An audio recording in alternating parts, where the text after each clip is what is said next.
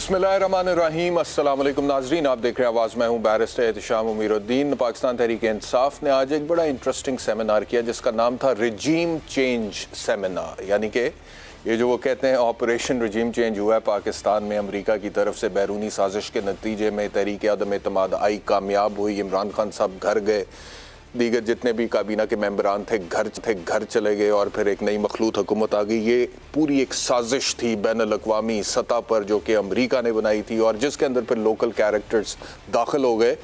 तो जैसे कि पहले जलसों में इन्होंने ये बात नहीं की थी, पूरे पाकिस्तान को बता दिया, लेकिन अब उसके ऊपर बाकायदा तौर पर एक सेमिनार हो रहा है। कुछ लोगों को बुलाया मीडिया से, कुछ अपने पार्टी के सूडो इंटेलेक्चुअल्स को बिठाया, उन्होंने कोई मिसालें दी। देखें जी, अमेरिका में लातीनी अमेरिका में अमेरिका ने, यूनाइटेड स्टेट्स ऑफ अमेरिका ने किस तरह से रजीम चेंज किया था, वहाँ पे फॉर्मूला क्या था, पाकिस्तान में क्या फार्मूला था, ईरान में क्या फार्मूला था। सारे फार्मूलाज हमने पढ़े हैं, तारीख़ भी हमने पढ़ी है, मामलात का भी हमें पता है और हमें एग्जैक्टली 2022 में तहरीक अदम एतमाद किस तरह से पाकिस्तान में आई है, कामयाब हुई है, उसका भी बहुत सारी चीज़ों का पता है। इस वजह से मैं हैरान होता हूँ कि ये करते क्या हैं और ये क्या कर रहे हैं, जबकि DGISI ने बोल दिया नेशनल सिक्योरिटी काउंसिल में कि कोई कंस्पिरेसी नहीं है। DGISPR ने बोल दिया, chief of the army staff is on board, joint chief जो हैं वो भी बोर्ड पर हैं, बाकी जितने चीफ्स हैं वो बोर्ड पर हैं, लेकिन उसके बावजूद they say that there is a conspiracy and the conspiracy was to change the regime in the Islamic Republic of Pakistan, जो कि 22 करोड़ का मुल्क है, फौज है, ISI है, दीगर मामलात हैं। लेकिन नहीं, अमेरिका ने कह दिया था तो रजीम चेंज हो गया था। अपने सियासी मकासद की खातिर और अपने फ़ायदे की खातिर रियासत का इतना नुकसान करना बहुत ही ज़्यादती की बात है और बहुत ही नामुनासिब बात है। कौमी सलामती से खेलना बहुत ही ज़्यादती की बात है। नेशनल सिक्योरिटी को दाव पर लगाना बहुत ही ज़्यादती की बात है। तो ये जो कर रहे हैं पाकिस्तान तहरीक इंसाफ वाले, मेरे हिसाब से बहुत ही नामुनासिब कर रहे हैं। लेकिन बहरहाल इमरान खान साहब ने क्या कहा, सुनिए। मैंने और शौकत ने जब जाके न्यूट्रल्स को समझाया कि पॉलिटिकल इंस्टेबिलिटी मुल्क नहीं अफोर्ड कर सकता, हमारा करेंसी अफेक्ट होगी पॉलिटिकल इंस्टेबिलिटी से, ये बिल्कुल इस साजिश को रोके। ये जो 3 साल से लगे हुए थे महंगाई और नाहल है, हमें पूरी तरह पता था कि इनको ना समझ थी इकॉनमी की, क्योंकि अगर करते तो 10 साल जो पहले इन्होंने किया था, हमें तो पता था क्या करना है। इनकी कोई तैयारी नहीं थी, सिर्फ एक तैयारी थी कि NRO इन्होंने लेना था। आम लोगों के लिए महंगाई वो हुई है इनके 2 महीने में जो हमारे 3.5 साल में इस तरह की महंगाई नहीं हुई।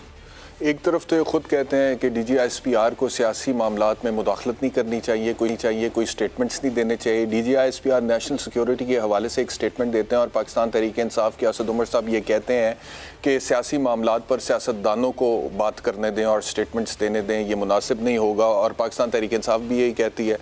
और दूसरी तरफ वो खुद कह रहे हैं इमरान खान साहब कि मैं और शौकत जाके न्यूट्रल्स को मिले और हमने उनको समझाया। यानी कि आप खुद तो जा रहे हैं मिल के, अपने सियासी मामलात खुद उनके पास लेकर जा रहे हैं और आप कह रहे हैं कि जी ये मामलात, हमारे सियासी मामलात आप हल करें। अगर वो आपकी बात नहीं सुनते हैं और वो कहते हैं कि हम न्यूट्रल हैं, तो आपके लिए वो एक गाली बन जाता है, आपके लिए वो एक इल्ज़ाम बन जाता है। सो मच सो कि आप फिर ये कहते हैं कि अगर डाकू घर में डाका मारें और चौकीदार न्यूट्रल हो जाए, क्या वो हो सकता है? क्या कह रहे हैं, सुने जरा। मेरा सिर्फ आखिरी एक सवाल है अपने न्यूट्रल से कि अगर घर के ऊपर डाका पड़े तो क्या चौकीदार न्यूट्रल हो सकता है? तो ये कहने का मकसद उनका यह है कि हमारा जो घर है पाकिस्तान, इसके ऊपर डाका डल चुका है। मियाँ शहबाज शरीफ जो इस वक्त मौजूदा वज़ीर आज़म हैं, ये डाकू हैं। ये इमरान खान साहब के मुताबिक हमजा शहबाज डाकू हैं। बाकी जितनी मखलूत जमातें PDM की 11, 12, 16 जितनी भी हैं, वो सब डाकुओं से भरी पड़ी हैं। डाकू मुसल्लत हैं और चौकीदार जो है वो न्यूट्रल हो गया है। तो जो चौकीदार न्यूट्रल होता है ना घर में डाका डलने पे, इसका मतलब है वो भी डाकुओं के साथ शामिल है। क्या इमरान खान साहब ये कहने की कोशिश कर रहे हैं कि हमारे घर पे डाका डल चुका है और हमारा चौकीदार न्यूट्रल है, तो फिर वो डाकुओं के साथ शामिल है? ये आप क्या कह रहे हैं, किस तरफ लेके जा रहे हैं मामलात को? मतलब कि ठीक है, अच्छा अब दूसरी मैं आपसे बात करूं, फिर ये जितनी भी बातें हैं ना, ये ऑपोजिशन में जाके याद आती हैं, गवर्नमेंट में जाकर याद नहीं आती हैं। आप हुकूमत में हो, उस्मान बुज़दार साहब जो है वो सरकारी अराजी 900 केनाल अपने नाम पर कर लें और एक जाली लेटर उस हवाले से बनवा लें और फिर 1986 बैकडेट्स में जाके सरकारी ज़मीन अपने और अपने भाइयों के नाम पे कर लें, तो फिर ठीक है, फरा बीबी के नाम पे 200 कनाल ज़मीन एक बिजनेस टाइकून कर दें और उसका कोई सबूत सामने नहीं आ रहा कि किस वजह से हुई है। और फरा बीबी के मामलात सारे अब जिस तरह से सामने आ रहे हैं, नैब के नोटिस आ गए हैं, इधर भी जा रही उधर भी जा रही, ट्रांसफर पोस्टिंग इतने करोड़ रुपया इधर चल गया उधर चल गया, हीरे की अंगूठी क्या कुछ, तो फिर ठीक है। अगर मलिक रियाज साहब का 190 मिलियन पाउंड जो है वो एनसी आपको वापस करे और आपसे कहे कि ये ले मुल्क पाकिस्तान की इमानत है और आप खुद ये ऑन रिकॉर्ड कह दें कि ठीक है ये हमारी इमानत थी, आप गरीबों पर लगेगी, और उसके बाद आप मलिक रियाज हुसैन साहब को वापस कर दें तो वो भी ठीक है। कोई डाकू नहीं है, कोई डाका नहीं डल रहा इस मुल्क पर, कोई डाका नहीं डल रहा। नैब जो है वो कहता है 820 अरब रुपए की रिकवरी की है हमने, जिसमें से 805 अरब रुपए का नैब हिसाब ही नहीं दे पा रहा आपके दौरे हुकूमत में, और आप नैब से ऑडिट नहीं ले सकें तो भी ठीक है, कोई डाका नहीं है। लेकिन शहबाज शरीफ की 16 अरब रुपए की मनी लॉन्ड्रिंग इतना बड़ा डाका है कि मईशत बैठ गई है, मुल्क तबाह हो गया है, डॉलर ऊपर चला गया है। I am not for Shehbaz Sharif, for God sake. कितने प्रोग्राम्स किए हैं मैंने इस हवाले से, एवन फील्ड अपार्टमेंट्स के हवाले से, सरे महल के हवाले से, मियां नवाज शरीफ, शहबाज शरीफ, मरियम नवाज के खिलाफ चलने वाले केसेस के हवाले से बहुत सारे प्रोग्राम्स किए। आज भी जो केसेस हैं मनी लॉन्ड्रिंग के वो चलने चाहिए, एहतसाब होना चाहिए, हम रिपोर्ट करेंगे, हम बात करेंगे, हम तज्जिया करेंगे, but just on the basis of single case आप अवाम को गुमराह क्यों करते हैं? और आपके दौर में जो कुछ हुआ था वो क्या था? क्या वो तब डाका नहीं डल रहा था? आप तो आए डाकुओं को पकड़ने के चक्कर में थे और आपकी टीम में डाकू मिल गया, आपको पता भी नहीं चला, उन्होंने मुल्क भी लूटना शुरू कर दिया और हम बेचारे जो पहले लुटे पुटे थे वो मजीद लुट गए। तो ये एक अजीबोगरीब मंतक है। बहरहाल जब किसी आशिक की महबूबा बेवफाई कर जाए तो वो अक्सर शायरी की तरफ रुजू करता है। तो एक शायर भी आज इस सेमिनार में हमें नजर आया कुछ शायरी करते हुए। वो कहते हैं ना, कुछ तो मजबूरियां रही होंगी, यूं कोई बेवफा नहीं होता, जी तो बहुत चाहता है सच बोलूं मगर हौसला नहीं होता। तो तो सच बोलना बहुत बड़ा मसला है और उसके लिए हौसला जमा करना बहुत बड़ा मसला है। लेकिन मुझे भी कुछ इशार याद आ गए शायर साहब की बात सुन के कि उठा रहा है जो फितने मेरी ज़मीनों में, उठा रहा है जो मेरी ज़मीनों में, वो सांप हमने ही पाला है आस्तीनों में। कहीं से जहर का तरियाक ढूंढना होगा जो फैलता ही चला जा रहा है सीनों में। किसी को फिक्र नहीं कौम के मसाइल की, ये सब इक़्तिदार की जंग है। किसी को फिक्र नहीं कौम के मसाइल की, रिया की जंग है बस हाशिया नशीनों में। कसूरवार समझता नहीं कोई खुद को। जितने पॉलिटिशियंस हैं, बड़े इंटरव्यूज मैंने किए, लेकिन कसूरवार समझता नहीं कोई खुद को। छिड़ी हुई है लड़ाई मुनाफिकीनों में। ये लोग उसको ही जमहूरियत समझते हैं कि इक़्तिदार रहे बस उन्हीं के जानशीनों में। और हबीब जालिब साहब आखिर में ये कहते हैं कि उठो आगे बढ़ो खुदा के लिए पाकिस्तानियों, उठो आगे बढ़ो खुदा के लिए, कहाँ तक खड़े रहोगे तमाशबीनों में। मुझे ज्वाइन किया है इरशाद भट्टी साहब ने, सीनियर तज्जिया निगार है। भट्टी साहब बहुत शुक्रिया मुझे ज्वाइन करने के लिए।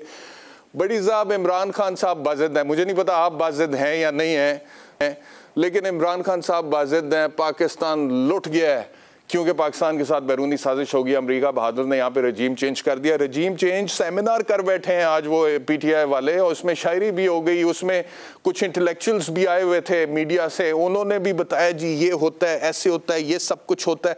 वो ऐसे बड़े इंटेलेक्चुअल्स हैं, ठीक है। वो भट्टी साहब, वैसे बाय द वे आप गए थे, ये सेमिनार आपने अटेंड किया?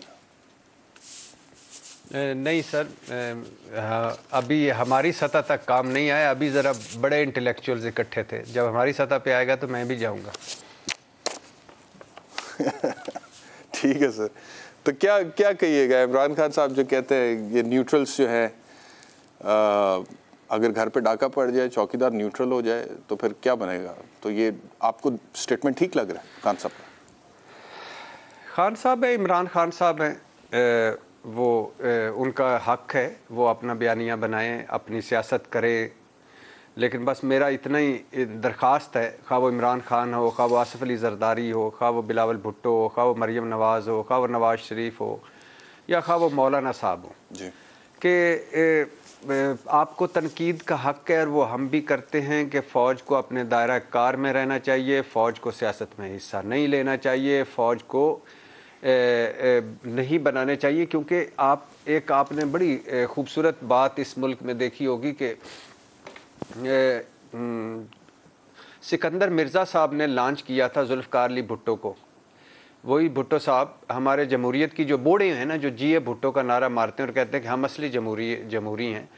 तो सिकंदर मिर्ज़ा साहब 4 वज़ीर आज़म को खा गए थे, लेकिन भुट्टो साहब ने उनको खुशामद में ख़त तहरीरी तौर पे कहा कि आप कायदे आज़म से बड़े सियासतदान हैं, बड़े लीडर हैं। अच्छा, फिर अयूब खान साहब जब फातिमा जनाज़ साहिबा के ख़िलाफ़ इलेक्शन लड़ रहे थे तो भुट्टो साहब अयूब खान की कैंपेन इंचार्ज थे, इंतखाबी मुहिम के इंचार्ज थे।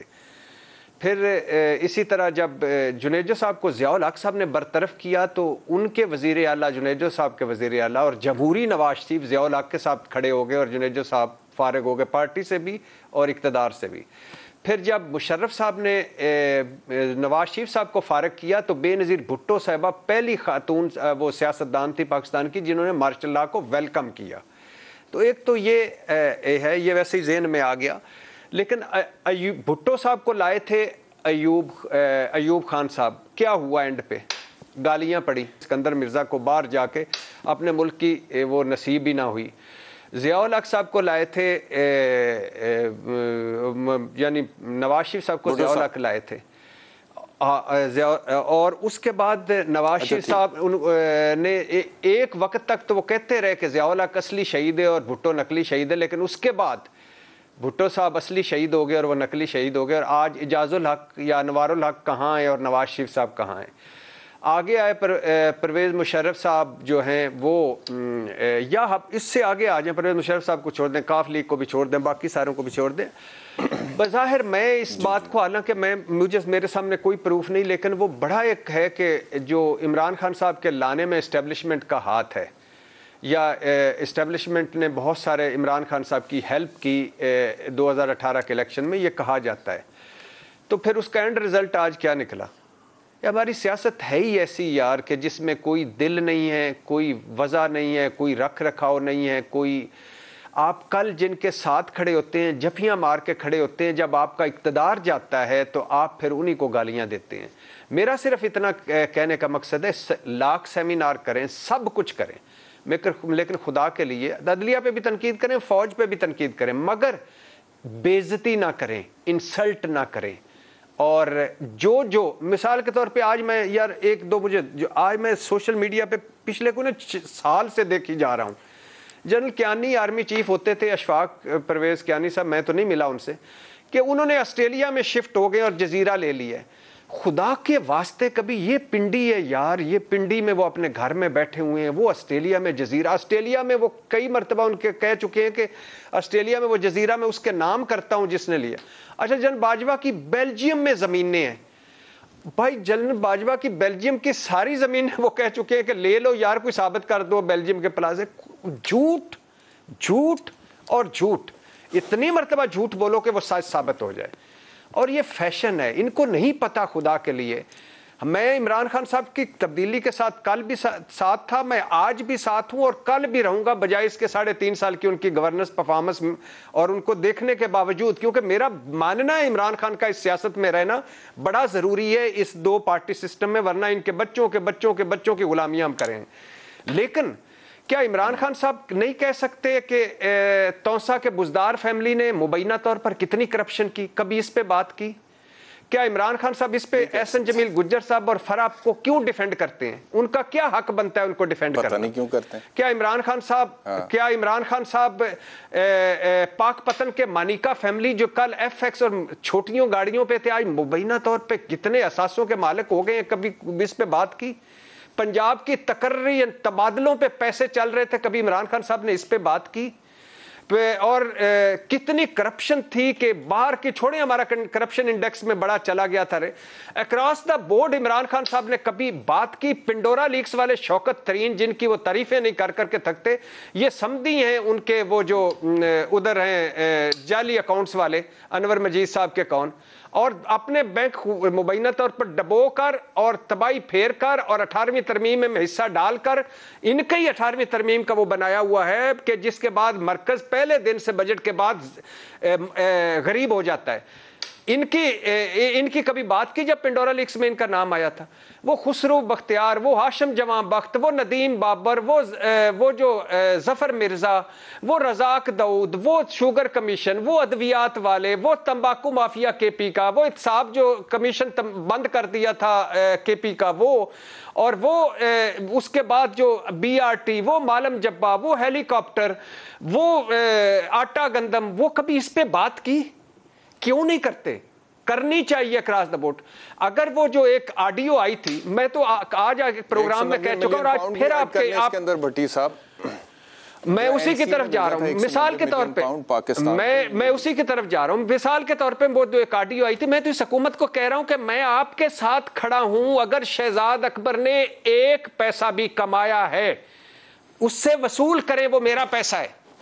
और जो पैसे NC से जो हसन नवाज की प्रॉपर्टी वो बिजनेस टाइकून ने खरीदी और जिस पे शहजाद अकबर साहब ने शिकायत की, फिर वो पैसा आया, वो हमारा पैसा था, वो सुप्रीम कोर्ट के जुर्माने में कैसे साहब एडजस्ट हो गया?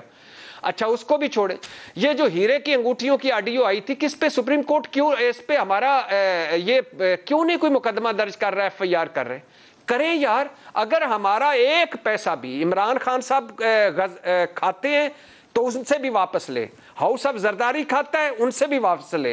हाउस ऑफ शरीफ खाता है, उनसे भी वापस ले। लेकिन across the board Imran Khan साहब जब बात करते हैं, मैं कर रहा हूं, अब आप भी तैयार हो जाएं। आज आपने ये बात मेरे शो में कम से कम पहली दफा की, इससे पहले मुझे नहीं पता, लेकिन मैं भी एग्जैक्टली यही बात करता हूं भट्टी साहब, एहतसाब के हवाले से, अकाउंटेबिलिटी के हवाले से, कि अगर एवनफील्ड डिपार्टमेंट्स के हवाले से केसेस बने हैं या करप्शन उधर जो हुई है उसका एहतसाब हुआ है या पीपल्स पार्टी वालों का हुआ है या आगे भी होना चाहिए, तो पाकिस्तान तहरीक इंसाफ के दौर में वो पाकिस्तान तहरीक इंसाफ के लोग जिनके ऊपर करप्शन के इल्जामात हैं, वो भी एहतसाब होना चाहिए।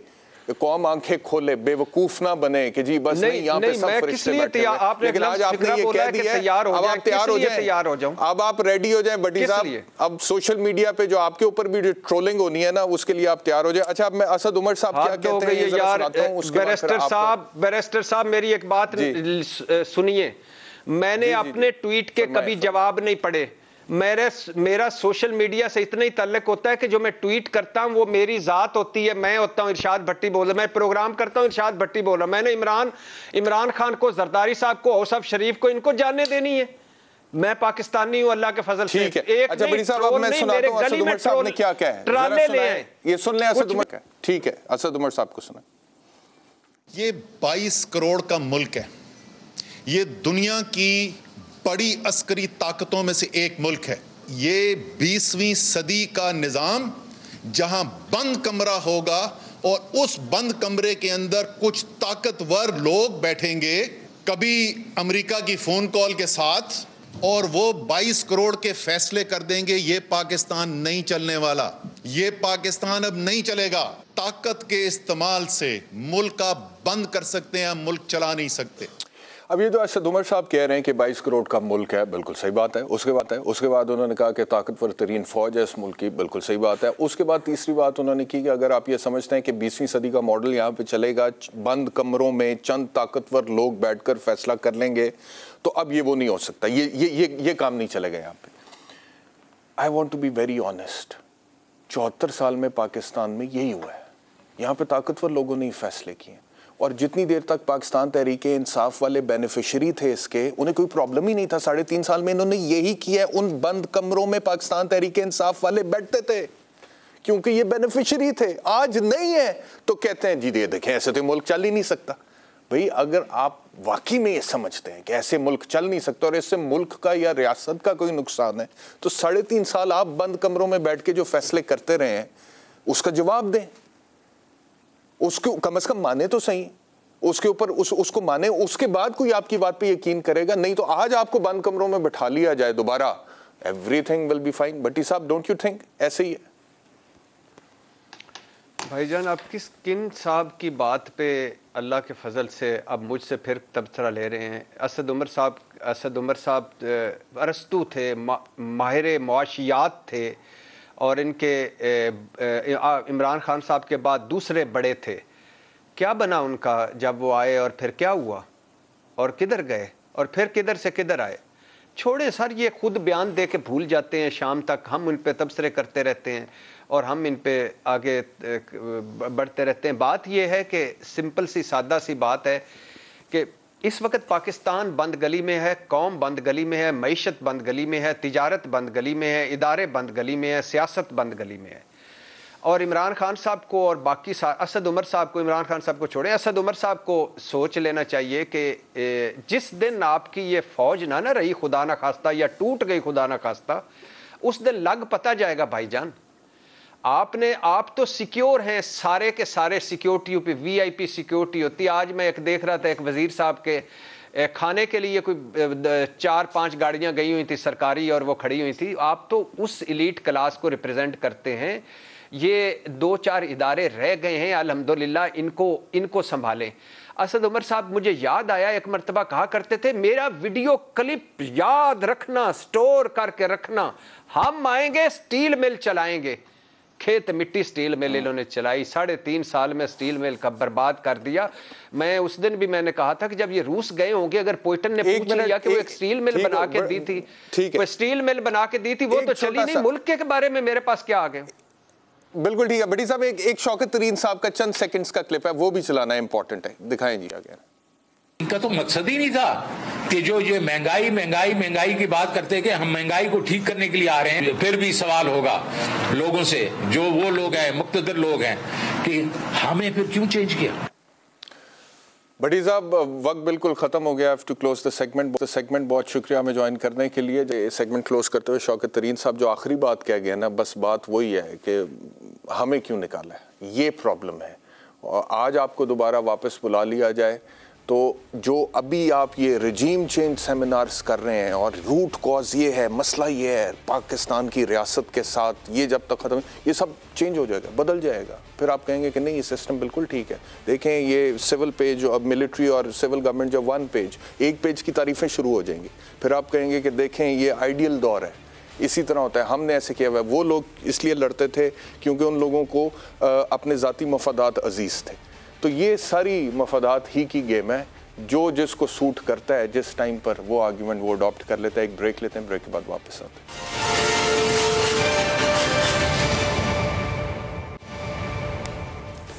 वेलकम बैक टू आवाज़। कुछ बात करते हैं इकॉनमी के हवाले से। मिफ्ता इस्माइल साहब वफाकी वज़ीर ख़जाना, उनकी तरफ से ख़बर आई है जी कि IMF का जो बेल आउट पैकेज है उसमें 1 साल की तोसी मुतवक्का है, नंबर 1। दूसरा, वो ये कहते हैं कि कर्ज़ की रकम बढ़ने की भी तवक्के है। फिर वो कहते हैं कि किसी किस्म की अब रुकावट का ख़दशा नहीं है, यानी कि परेशानी नहीं होनी चाहिए कि IMF की किस्त नहीं आएगी। वो जो बात करते थे कि खुदा न खास्ता पाकिस्तान डिफ़ॉल्ट की तरफ जा सकता है। उसके साथ एक और ख़बर ये है अच्छी, अब पता नहीं अच्छी है बुरी है, लेकिन फ़िलहाल तो अच्छी है क्योंकि हमें पैसे चाहिए। चीन जो है उससे $2.3 अरब कर्ज़ भी पाकिस्तान को मिल रहा है। तो बहुत सारे प्रॉब्लम्स जो थे वो इन पैसों से जो है वक्ती तौर पर हल हो सकते हैं। लेकिन अब जो बुरी खबर इसके साथ पाकिस्तान के अवाम के लिए, वो भी मैं शेयर करूँगा। वो ये है कि IMF ने कहा है जी कि टैक्स वसूलियों का हदफ 7,005 अरब रुपये से बढ़ाकर 7,450 अरब होना चाहिए। फिर कस्टम्स की जो वसूली थी, हदफ था पहले 950 अरब रुपए, उन्होंने कहा जी इससे बढ़ा के 1,005 अरब रुपए किया जाए। फिर पेट्रोलियम मसनूआत में हर माह 5 रुपये फ़ी लीटर के हिसाब से लेवी लगाई जाए, यानी कि अभी जो तकरीबन 84 रुपये कीमत बढ़ चुकी है पेट्रोल की 2 महीने में इस गवर्नमेंट के, अब हर महीने 5 रुपये पेट्रोल की फ़ी लीटर कीमत में इजाफा होगा। ये खबर आ रही है जी। अभी GST जो है उसकी मद में 3,008 अरब से बढ़ा के 3,300 अरब रुपए जो है वो इकट्ठे किए जाएं। इनकम टैक्स की मद में हदफ 55 अरब था, उसको भी बढ़ाने पर इतफाक़ हुआ। इसके अलावा IMF का ये भी मुतालबा है कि पेट्रोलियम मसनूआत पर 1 जुलाई से सेल्स टैक्स 11% की शरह से वसूल किया जाए।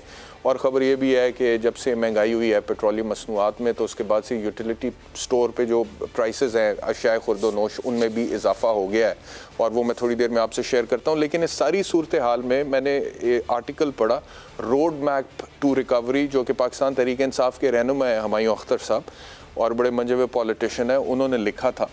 और कुछ बातें जो उन्होंने की थी, मुझे लगता है कि वो पाकिस्तान तहरीक इंसाफ का ऑफिशियल वर्जन नहीं है इकोनॉमिक पॉइंट ऑफ व्यू से, जो भी उनका प्लान है। तो मैंने हुमायूं अख्तर साहब को दावत दी है, वो हमारे साथ हैं। हुमायूं साहब बहुत शुक्रिया हमें ज्वाइन करने के लिए। अब ये जो खबर है कि IMF का बेल आउट पैकेज जो है उसमें तोसी मुतवक्के है, कर्ज की रकम बढ़ भी सकती है, चीन भी $2.3 अरब कर्ज देने के लिए तैयार हो गया है, तो इससे वक्ती तौर पे तो मसाइल हल हो जाएंगे। लेकिन ये जो आपने सीरीज ऑफ आर्टिकल्स रखा है road map to recovery economy के हवाले से, इसमें क्या सजेस्ट कर रहे हैं आप, ज़रा बताइएगा, और किस हद तक ये मामला अचीवेबल है? आपने अभी मुफ्ता इस्माइल की जितनी भी बातें कहीं वो सारा नया कर्जा ही है ना जी। और पिछले 20 साल से हमारा इकोनॉमी का हाल सिर्फ नया कर्जा होता है, और उसका नतीजा ये निकल रहा है एहतशाम के पिछले 20 साल को अगर आप ले लें तो हमें जितना नया कर्जा मिला है उससे ज्यादा हमने वापस किया है सूद में लाके। और ये करते हुए इसके बावजूद हमारा कर्जा पिछले 20 साल में 3 गुना बढ़ गया है, 3 गुना, 300%। ओके, सो ये तो हल कोई नहीं है।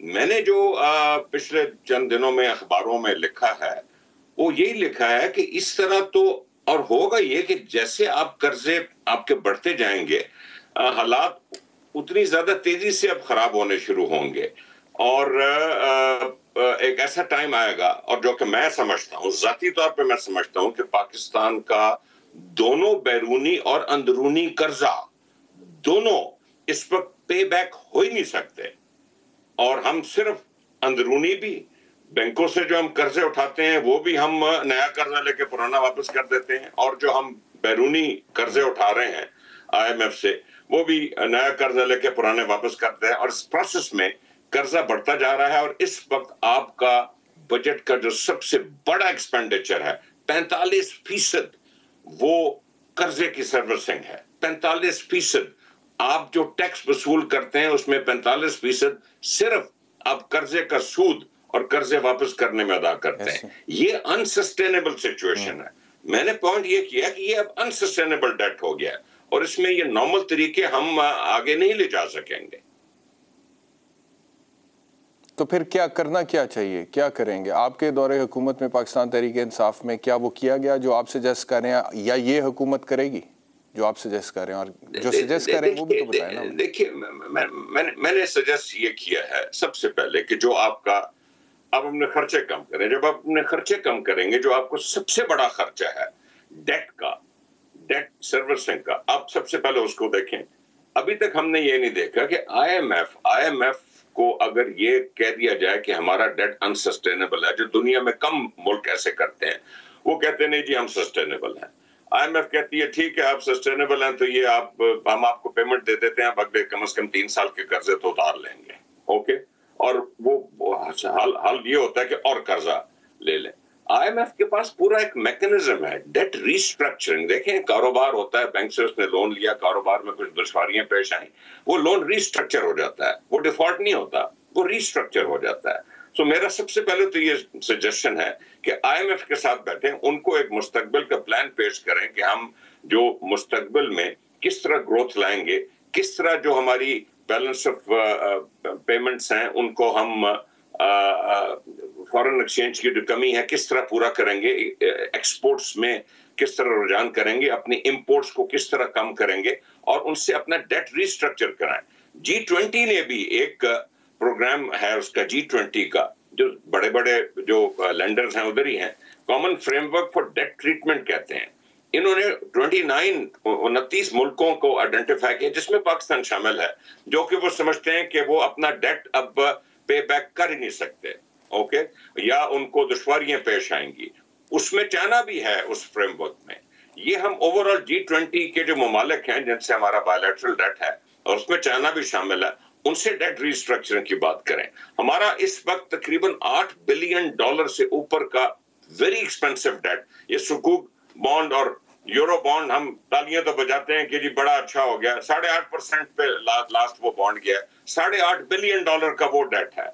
इस वक्त पाकिस्तान का जो डेट है बॉन्ड, वो 60% फेस वैल्यू पे मार्केट में बिक रहा है।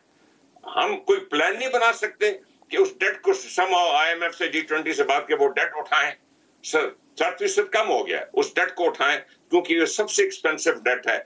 इसके अलावा जो हमारी सब्सिडीज हैं, सब्सिडीज हमारी जाती हैं ये IPPs में, जो हमारी सब्सिडी जाती हैं, या हम ये जो पब्लिक सेक्टर एंटरप्राइजेस में जो सब्सिडीज हैं, ये कब हम कम करेंगे? ये डिस्कोर्स का जो हाल है, ये सारा ये हम कम कब करेंगे? इस तरह से पहले आप अपना एक्सपेंडिचर रिड्यूस करें।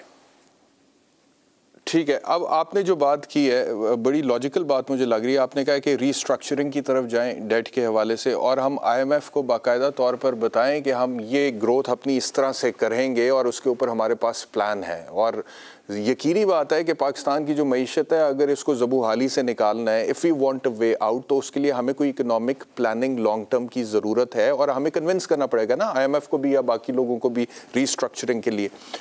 लेकिन उसके लिए क्या सियासी इस्तेहकाम की ज़रूरत नहीं है मुल्क को? लेकिन दूसरी तरफ आप ही की जमात है पाकिस्तान तहरीक इंसाफ, वो कहते हैं कि जी हम तो बिल्कुल इस हुकूमत को मानते नहीं, ये इम्पोर्टेड है, ये बाहर से आए हैं, ये हम पे थोपे गए हैं, बैरूनी साजिश के ज़रिए आए हैं, और वो तो कहते हैं कि बस इलेक्शंस की डेट अनाउंस करें, और वो तो किसी तरीके से करवाऊ थे, लेकिन वो तो लॉन्ग मार्च जो है उसके हवाले से फिर मामला तो आगे नहीं बढ़े।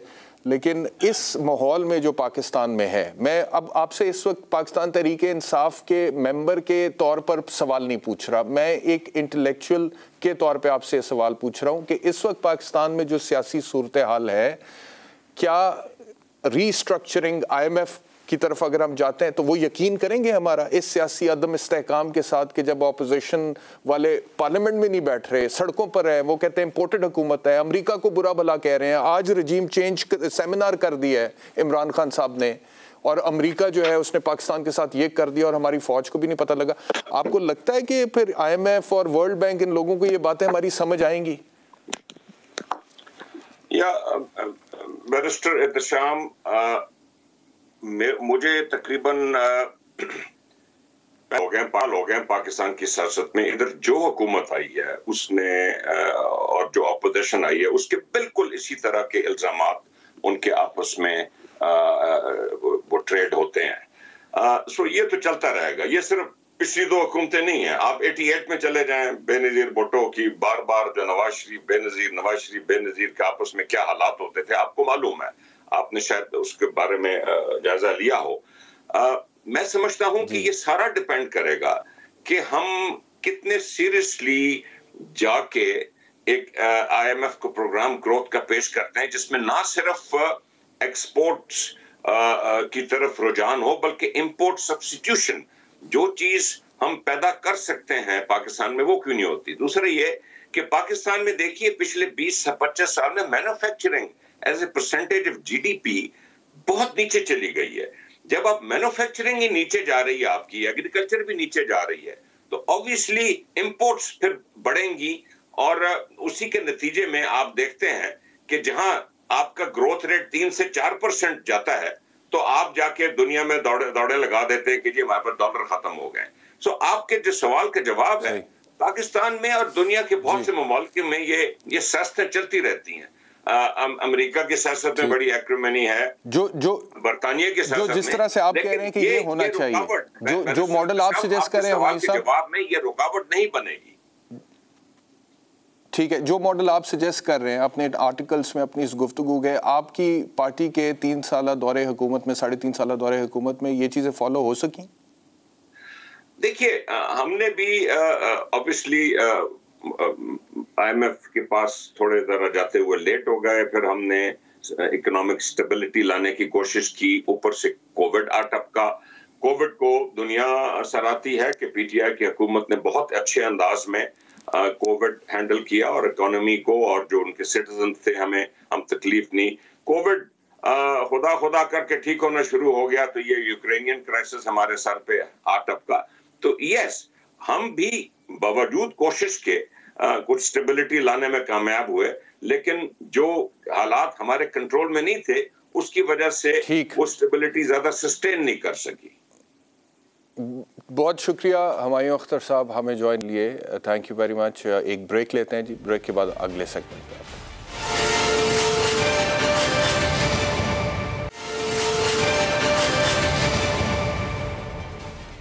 वेलकम बैक टू आवाज़। बात करते हैं पंजाब में होने वाले ज़िमनी इंतखाबात की जो 17 जुलाई को होने हैं। पंजाब असम्बली में जो 20 सीटें खाली हुई थी इलेक्शन कमीशन के फ़ैसले के बाद, अता तारड़ पाकिस्तान मुस्लिम लीग नवाज़ के, उन्होंने आज इस हवाले से एक प्रेस कॉन्फ्रेंस की है और पाकिस्तान पीपल्स पार्टी के हवाले से ये बताया कि जी पाकिस्तान पीपल्स पार्टी अपने कैंडिडेट्स के कागजात नामजदगी वापस ले लेगी पाकिस्तान मुस्लिम लीग नवाज़ के कैंडिडेट्स की हमायत की वजह से। हमें ज्वाइन किया पाकिस्तान पीपल्स पार्टी से कमर जमान कायरा साहब ने। कायरा साहब, बहुत शुक्रिया हमें ज्वाइन करने के लिए। ये जो ऐलान हुआ है कि पाकिस्तान पीपल्स पार्टी PMLN के मुकाबले में कैंडिडेट ही खड़ा करेगी और दोनों जमातें मिलकर इलेक्शंस लड़ेंगे, तो पाकिस्तान तहरीक इंसाफ की तरफ से ये बात सामने आ रही है कि देखें जो रवायती हरीफ होते थे एक दूसरे के, अब एक दूसरे के साथ बिल्कुल मिल गए हैं और बल्कि पाकिस्तान पीपल्स पार्टी जम हो गई है पाकिस्तान मुस्लिम लीग नवाज़ में। तो क्या कहेंगे? तो उनका मौक़िफ़ को नया तो है नहीं जी, एक मजाक ही है। ये हम एक कोalition गवर्नमेंट है, इस कोalition गवर्नमेंट में हम इकट्ठे बैठे हों, पंजाब में भी वजीर हमारे हों, उनके भी हों, उस गवर्नमेंट का हम हिस्सा हों, फेडरल गवर्नमेंट का भी हम हिस्सा हों और हम एक दूसरे के खिलाफ इलेक्शन लड़ रहे हो, ये कौन सा दानिशमंदी है। लेकिन उससे बाद अगले इलेक्शन के अंदर देखा जाएगा, अगर हम सूट करेगा तो लोग इत्तेहाद में भी इलेक्शन लड़ लेते हैं, नहीं करेगा तो अपना अपना लड़ेंगे। ये तो कोई इस पे ऐसी बात नहीं है। अच्छा, दूसरा मुझे बताइएगा कि पाकिस्तान तहरीक इंसाफ, थोड़ी देर पहले मैं देख रहा था उनके एक रहनुमा ये कह रहे थे कि हमारा कोई मुकाबला ही नहीं है पंजाब के अंदर और पाकिस्तान तहरीक इंसाफ जो है वो सीट्स जीतेगी और हम सीट्स जीतने के बाद पार्लियामेंट में जाएंगे, फिर दोबारा रिज़ाइन करेंगे, सिर्फ हम बताना चाहते हैं कि अवाम में हमारी मकबूलियत कितनी है। तो वो जो एक नैरेटिव बिल्ड हुआ था इमरान खान साहब के जलसों के बाद, मेरी ज़ाती नज़र में तो लॉन्ग मार्च की कॉल उन्होंने जब दी और उसके बाद फिर वापस ली, फिर 6 दिन का ऐलान किया, अब वो 6 दिन कई दिन बन गए, तो मोमेंटम ब्रेक हो चुका है। तो लेकिन आप समझते हैं कि जब आप लोग इकट्ठे होकर ये इलेक्शन लड़ने जा रहे हैं तो पाकिस्तान तहरीक इंसाफ की तरफ से टफ टाइम मिलेगा या आसानी से आप लोग सीट्स निकाल सकेंगे या PTI जीतेगी? देखिए, पहली गुजारिश तो ये है कि उनका हक है, वो सोचें, वो ख्वाब देखें, वो जिस तरह की चाहे बातें करें, उनका वाक़या। वो भी तो अपने लोगों को यही कहेंगे ना कि हम जीत के आएंगे इंशाल्लाह, लेकिन कैसे जीत के आएंगे ये भी देख लेते हैं। ये घोड़ा और ये सवार पता चल जाएगा, मैदान मौजूद है। दूसरी बात यह है कि उनकी बातों में कितना वजन है, जरा गौर कीजिए।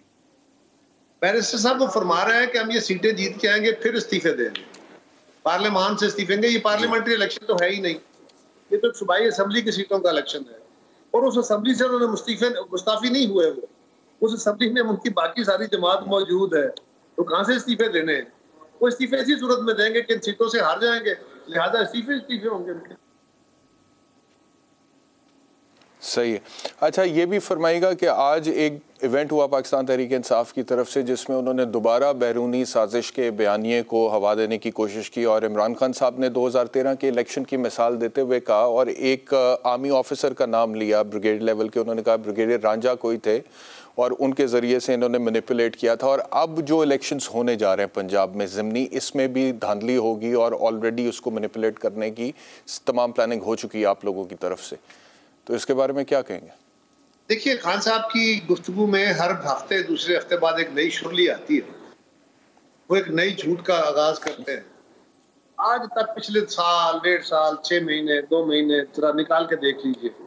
इस वक्त प्रोग्राम कीजिए, उनके जो मुख्तलिफ औकात में उन्होंने स्टेटमेंट्स दिए, उनके किसी नुमाइंदे को बुलाइए, मुझे भी बुलाइए, बैठ के बात करते। वो बयान दे देते हैं, कोई सर पैर नहीं होता, कोई आगे पीछे बात नहीं होती, उसका कोई रेफरेंस नहीं होता, बस वो बयान देते हैं और हम उस पर सवाल खड़े कर लेते हैं, हम उस पर जवाब देना शुरू कर देते हैं और उस पर एक डिबेट शुरू।